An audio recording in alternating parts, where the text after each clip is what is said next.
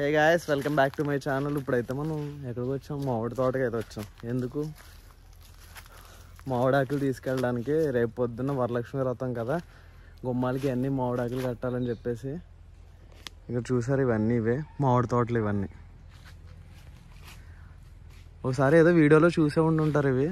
అప్పుడైతే చాలా ఉన్నాయి, ఇప్పుడు ఉన్నాయి, కానీ ఆకులు అంతంత మాత్రమే ఉన్నాయి. పైకి ఎక్కి కొయ్యాలి. ఇప్పుడైతే మనం చెట్టు ఎక్కబోతున్నాం. చెట్టు లెక్కగలవా అన్నట్టు.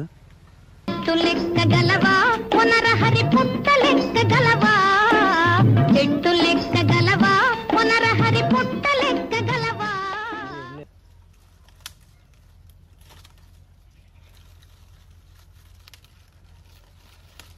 అదే హైదరాబాద్లో అయితే ఈ 2-3 ఒక 10 ఆకులు ఇచ్చేసి 10 రూపాయలు అంటాడు, 20 రూపాయలు అంటాడు. ఈ బిజినెస్ పెట్టుకున్నా బాగుండరా. ఏదైనా బిజినెస్ అయిపోయింది. ఇక్కడైతే ఫ్రీ. ఎవడో ఒకటి చెట్టు చూసుకోవడం, కోసేసుకోవడం. పల్లెటూరులో ఖర్చులు తక్కువ అవుతాయి. అదే సిటీలో అయితే లెగితే డబ్బు, లేకపోవడం బెటర్ రా బాబు అనిపిస్తుంది.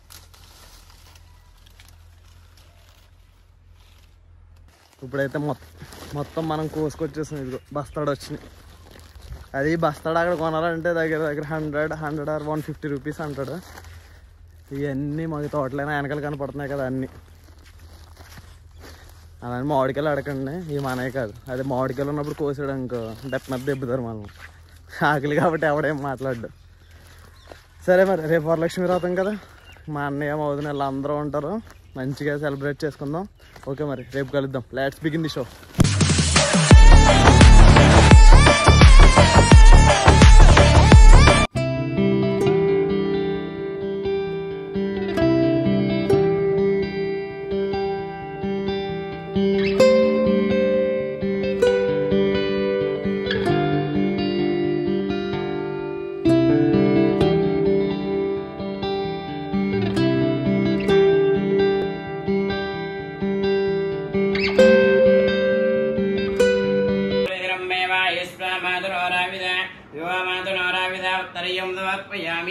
ऋणक्षिंदल वैन स्वामी विग्रह यज्ञाप वेदंबरमं पवित्रं प्रजापतिहस्तं पुरस्ताद आयुष्यमग्रिमृत वंजुत ब्रह्म यज्ञाप वेदंबरमस्तु तेजः यज्ञाप वेदाद्दमक्षितं समर्पयामि गन्धं च मणिघोषा दिव्यपुष्पादिवादिताः बोधा ब्रह्म पवित्रेण बोधा सूर्यस्य रश्मिभिः तरुणं गणनार्थं पुष्पं समर्पयामि అక్షంతలు తీసుకుని ఓం గం గణపతియే నమః అనుకుంటూ కొంచెం కొంచెం పూజ చేయండి.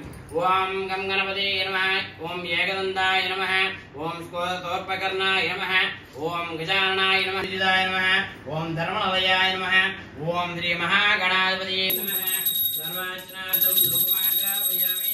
మేధవాద్రవణో దివ్యతో బాధరాంతే బోధా బ్రహ్మవత్రేణ బోధా సూర్యస్య రశ్మిభిః. చూపించిన తర్వాత అగత్తులు పక్క పెట్టేసిన దీపారాధన కూడా చేత్తో ఒకసారి స్వామి చూపించండి. విష్ణాకర్మాణ వశ్యతేదో వరదాని వస్పతే ఇంద్రస్య యజ్ఞస్య అంతేనంతే. సాక్షాత్ దీపం దర్శయామి. గృహమునందు చేసేటువంటి పనులని, అలాగే తన యొక్క దైవం మీద ఉన్నటువంటి భక్తినంతా కూడా ఎంతో ఆచారపరిచి పరమశివేశ్వరుడు ఎంతో ఆనందం సాగారట. చూస్తుంది కదయ్యా, తన యొక్క భర్తని అలాగే మామగారిని అత్తగారిని కూడా ఎప్పుడు కష్టాలు రాకుండా చేస్తుంది కదా. మరి యొక్క వారిద్దరికి ఎటువంటి సుఖాలు కూడా అనుభవించాలని కోరిక లేదు. తన ఎప్పుడు కూడా దైవ చింతలో తన యొక్క గృహమందు తన యొక్క వ్రతాన్నంతా కూడా ఆచరిస్తుంది కదయ్యా అని చెప్పాడట. ఆ యొక్క పార్వతీదేశ్వరుడు అడుగుతున్నాడట, మరి నీకేమి కావాలి అని యొక్క పార్వతీదేవిని అనగా, నాకేమి కావాలయ్యా? ఆమె రాజ్యంలో ప్రతి ఒక్కరూ కూడా చేయాలని ఆ రోజు నుంచి శాసించినారట. ఆ రోజు నుంచి ఈ యొక్క మీ గృహం నుండి చేసుకున్నటువంటి ఈ రోజు వరకు కూడా ప్రతి నిత్యము ప్రతి యొక్క అమ్మవారి యొక్క అనుగ్రహం వల్ల శ్రావణ మాసము 2వ వారము గాని ఆ యొక్క అనుగ్రహాన్ని ఏదైతే పొందాలనుకుంటారో వారు తప్పనిసరి